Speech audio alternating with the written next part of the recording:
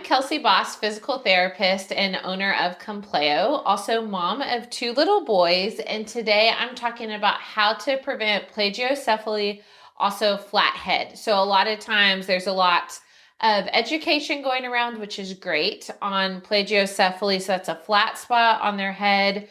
Reasons why we want to prevent that is long term, it can affect the way glasses fit, sports helmets fit, jaw development, so chewing, eating.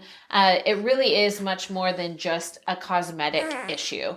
A mild flat spot is cosmetic, but if it progresses to more moderate, it can have other effects long term. So we can definitely treat it. As physical therapists, we treat a lot of plagiocephaly, but the best thing to do is prevent it.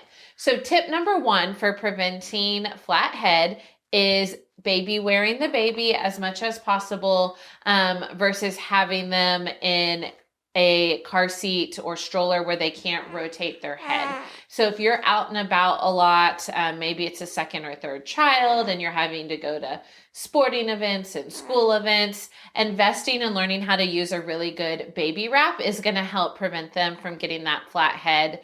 Instead of compared to think of like a Duna stroller, if you're just popping them in and out and they're just resting in that stroller all day long, they're more likely to develop that flat spot. If you are going to go for walks and things in your neighborhood, which I highly recommend, I do every day, one of the bassinet strollers is a great option so that they have free range of movement.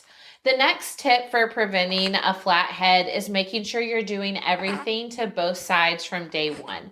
So making sure if you're breastfeeding, feeding on both sides. If you're bottle feeding, one day feed them on this arm, and then the next day, which based on if you're right or left-handed, it's going to feel really awkward to switch sides, but definitely switching to the other side each feeding.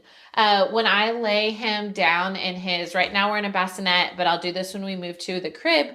I will try to lay his head down at different ends of the crib at different nap times. You don't have to keep track of exactly half and half, but just be mindful that you're laying them down on both sides, because typically there's going to be one side of the room that they prefer to look at. And so if he always likes to look to the center of the room, every time he's in his crib, he'd be looking left and always putting pressure on the left side of his head. If we're switching which end his head is at, we'll be switching which way he's looking as he's looking into the center of that room. So making sure you're doing things to both sides, baby carrying. And then my third top tip is no devices or as little time as possible in devices. So we use just a play mat. It is okay to put your baby on the floor from coming home from the hospital day one when we are eating dinner or I need to set him down. He is on the play mat or in the Moses basket, anywhere where they are free to rotate their head.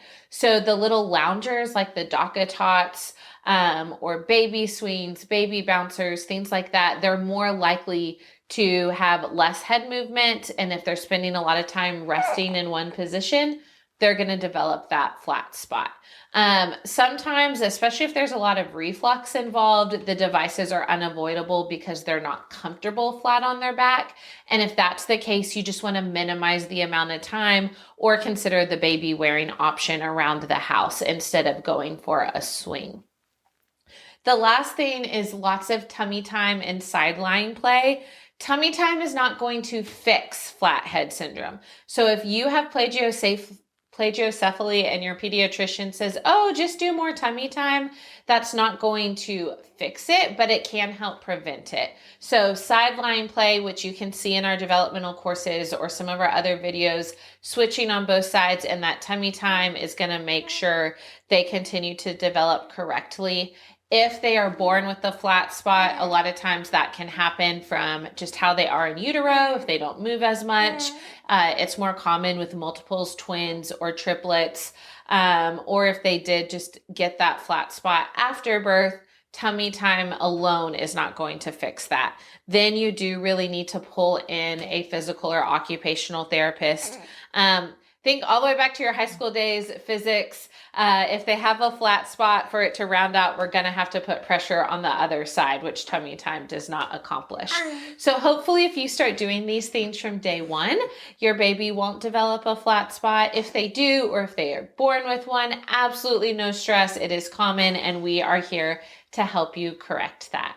So comment below with questions that you have on flat spots or any torticollis and plagiocephaly tips that you think I missed.